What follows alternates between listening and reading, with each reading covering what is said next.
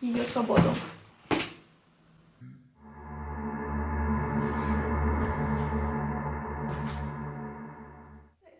Привет! Меня зовут Василиса, и сегодня я решила попробовать снять свой первый книжный обзор. Моим любимым жанром в литературе является так называемая high или epic fantasy. Я очень люблю этот жанр за то, что он позволяет мне покинуть наш реальный мир и окунуться во множество других, уже не таких реальных миров. И книга, которая познакомила меня с данным жанром, это, как вы уже могли догадаться по названию этого видео, «Стеклянный трон» Сары Джей Маас. Когда я впервые прочитала эту книгу в мае 2016 года, я влюбилась в нее. Я влюбилась в этот мир, я влюбилась в этих героев, я влюбилась вообще во всю эту серию, потому что после первой книги я сразу прочитала вторую, после второй я сразу прочитала третью. И тот день, когда я впервые взяла в руки «Стеклянный трон», я считаю тем самым моментом в моей более-менее уже сознательной жизни, когда я снова начала читать. Я всегда любила читать, еще с самого раннего детства, но по какой-то причине в старшей школе я просто перестала это делать. И именно «Стеклянный трон» заставил меня вспомнить, насколько читать круто, интересно и захватывающе. И я всегда буду благодарна Саре Джей Маас за это. К сожалению, в этом году мне придется попрощаться с этой серией, потому что 23 октября выходит финальная книга Kingdom of Ash. В преддверии этого я решила перечитать всю серию, все 7 уже вышедших книг, и сделать на каждую из них обзор. Если вы не знаете, о чем эта серия, то по сути она повествует о самом известном ассасине королевства Селене Сардотиен, которую вызволяет с каторги наследный принц и предлагает ей участие в соревновании за титул королевского защитника, победа в котором может принести ей ее свободу. Я должна признаться, что в этот раз я не была в таком восторге от книги, в каком я была в первый раз. И, возможно, это связано с тем, что я постоянно останавливалась и делала заметки, но, честно говоря, не думаю. Мне все еще понравилась книга, я очень рада, что я ее перечитала, но я также стала замечать больше каких-то вещей, которые мне уже не так сильно нравятся. Я буду больше говорить о них в второй половине видео, в спойлерной части, но, тем не менее, есть и то, что я могу сказать сейчас. И первое, что мне не понравилось, и что я списываю на то, что это все-таки был писательский дебют Сары Джей Маас, потому что в других ее работах я такого не замечала, это то, как в тексте иногда скакала точка зрения, с которой мы читаем. В большинстве случаев есть точное разделение того, что сейчас мы, например, читаем с точки зрения Селены, в другой сцене мы читаем с точки зрения Дориана. Но бывали такие моменты, когда мы читаем со стороны Селены, и вдруг появляется одно предложение со стороны Дориана, и потом мы снова возвращаемся к Селене. И это всегда было настолько резко и неожиданно, что иногда я просто терялась в тексте и не могу понять, чью мысль я только что прочитала. Вторая вещь, которую я раньше не замечала, и я знаю, что это не важно, но мне почему-то это ужасно надоедало, это то, как много в книге описаний одежды. Для меня такая одержимость красивыми нарядами не согласовалась с образом такого грозного и ужасающего ассасина. Я не говорю, что если она убийца, то она не имеет права наслаждаться красивой одеждой, пожалуйста, но именно то, как это было представлено и написано, заставляло меня видеть Селену больше как манекен или куклу, которой хотелось не выбраться на свободу и победить в состязании, а просто покрасоваться перед мужским полом и показать представительницам женского пола, насколько она их превосходит. И, наконец, третья мысль, которая меня посетила уже спустя несколько часов после прочтения книги, и я очень не хочу это говорить, потому что я очень люблю «Стеклянный трон» и остальные части серии, это то, что в первой книге особо ничего не происходит.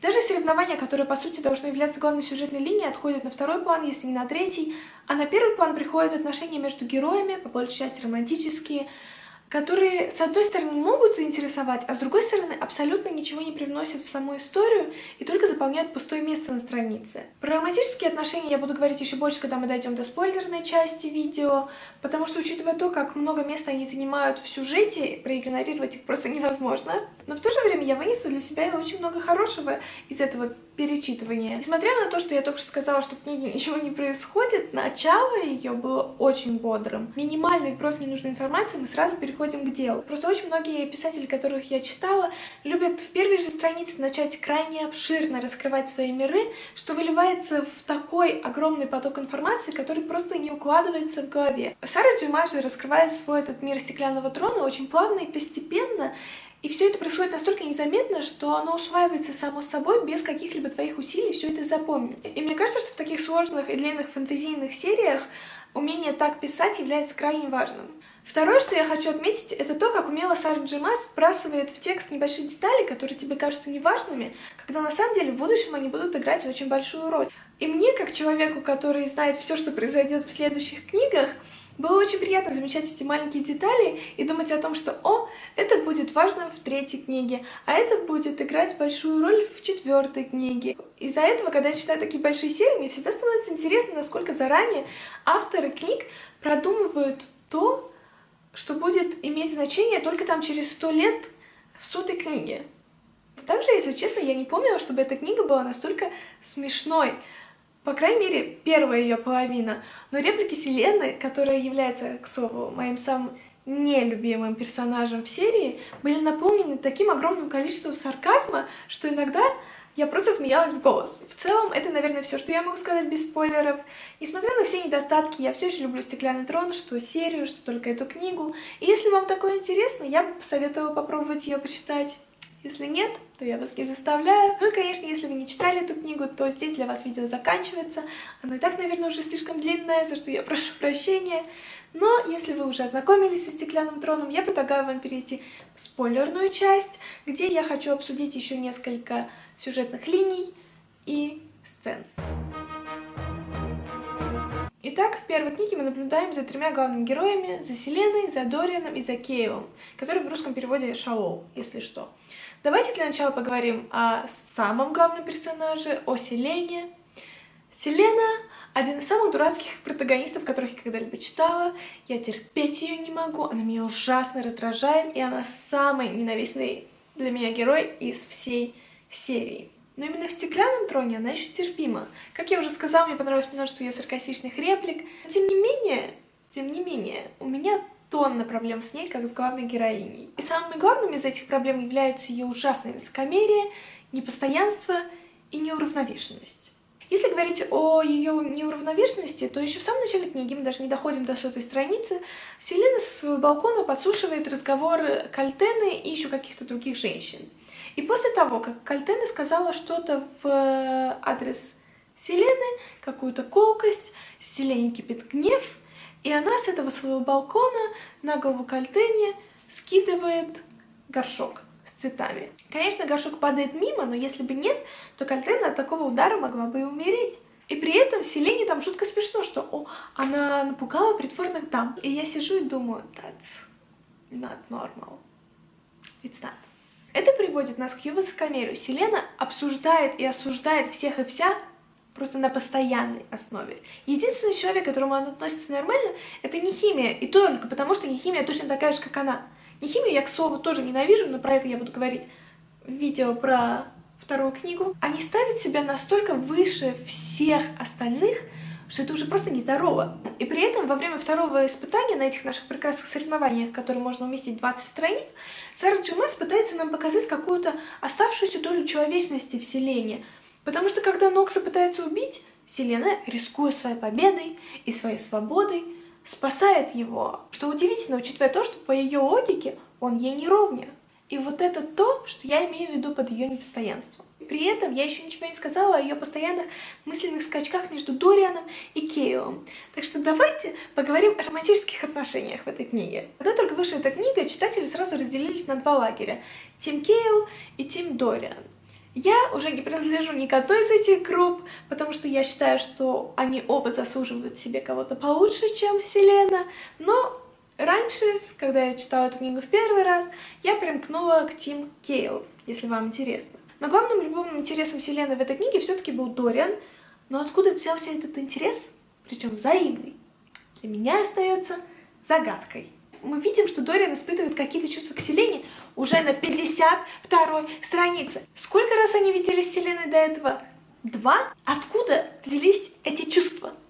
Уже на 66-й странице Дориан защищает Селену, которую он вызволил с каторги, потому что она убийца, перед королем. И король ему отвечает, что Дориану нужно быть осторожнее, потому что все, о чем Селена думает, это ее свобода. И он прав. Так написано у меня в заметках. Король хоть и козел, но акшели дело говорит. В какой-то момент Дориан и Селена, можно сказать, начинают встречаться, потому что Дориан почему-то начал постоянно захаживать к Селене в комнату по вечерам. И вот Они в первый раз целуются, им все понравилось, разошлись. В следующий раз, когда они встречаются, они вообще без какой-либо на то причине ссорятся.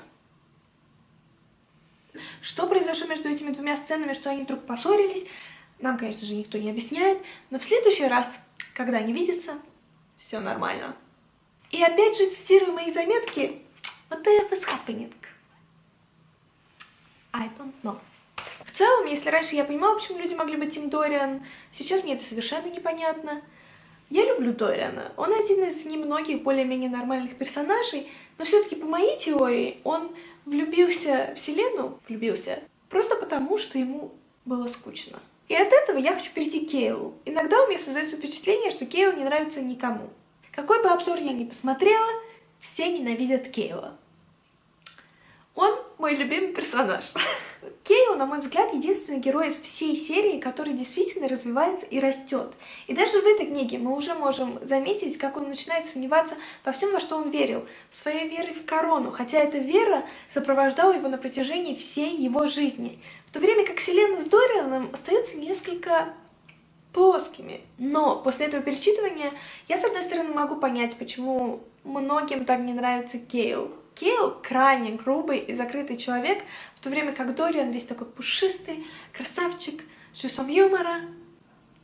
Но единственной проблемой Дориана за всю книгу является навязываемая его матерью женитьба, а он, видите ли, не хочет жениться не по любви. А все остальные проблемы, такие как, например, убийство, происходящее на территории замка, он сваливает на Кейла. На 156-й странице даже есть фраза «Спасибо капитану, а то ведь пришлось бы наследному принцу самому разбираться, что да как». Конечно, у него есть время быть таким милашкой и развлекаться. У Кейла этого времени нет. Он должен тренировать Селену днями напролет. Он капитан Королевской гвардии, и он должен управлять ею. И при этом он еще должен разбираться с этими дурацкими убийствами. Кстати говоря об убийствах, у меня вопрос. Почему все эти участники соревнования, которые являются преступниками, могут шастать свободно по замку? Просто за Селеной постоянно ходила чуть ли не вся Королевская гвардия, но убитый и убийца всегда были в этих коридорах одни. Почему к ним никто не был представлен? К слову, про участников соревнования, некоторые из них были ворами. Ворами? Не знаю. Но почему воры соревнуются за право быть королевским защитником, что по сути означает быть королевским наемником? Они же воры, а не убийцы. У них нет никакого опыта. Я бы на месте короля не хотела бы себе таких защитников. Ну и, наконец, я хочу поговорить о произошедшем в последних главах. В прошлый раз финальный поединок, последнее испытание этого нашего прекрасного соревнования, показался мне жутко скучным. Но должна сказать, что в этот раз оказалось, что все на самом деле довольно последовательно и логично. Мои проблемы с этим поединком были только его магические элементы. Вообще магическая сторона истории в этой книге меня не впечатлила совершенно. Даже больше скажу, она мне ужасно не понравилась. Я считаю, что в следующих книгах она исполнена намного лучше. Но возвращаемся к поединку. После него, после того, как поединок закончился, Кейл убил Кейна. И я совершенно забыла об этом за 2 года, и поэтому для меня это был настолько неожиданный, но крутой момент. Кейл. В общем, Селена в конце концов выигрывает соревнования, но король не хочет давать ей работу в качестве его защитника, а хочет отправить ее обратно на каторгу. И тут случается самый странный диалог за всю книгу между Дорианом и его отцом-королем. Дориан пытается защитить Селену, опять, но в этот раз это оправдано, ладно. Король ей отказывается, и тут происходит абсолютная смена темы, и мы почему-то начинаем говорить про Нехимию. Но почему мы начинаем про нее говорить? Цитата. Окей, that was hella confusing. Как мы перешли от Селены к Нехимии? И как это поможет Селене? WTF. И этот разговор каким-то образом помог Селене. Но каким? Я не знаю. Однако, несмотря на всю эту свою критику, я все еще люблю эту книгу, хотя бы из ностальгических соображений, из-за Кейла. Правда, к сожалению, если смотреть на качество книги, а не только на то, сколько удовольствия она мне принесла, «Стеклянный трон» все-таки оказался не самым удачным творением, и потому мне придется снизить ему оценку на Goodreads с 5 звезд до 3 звезд, 3,5. Спасибо вам большое за просмотр. Через неделю я поговорю с вами о второй книге «Короне полуночи». Но до этого мы с вами увидимся еще во вторник. Пока!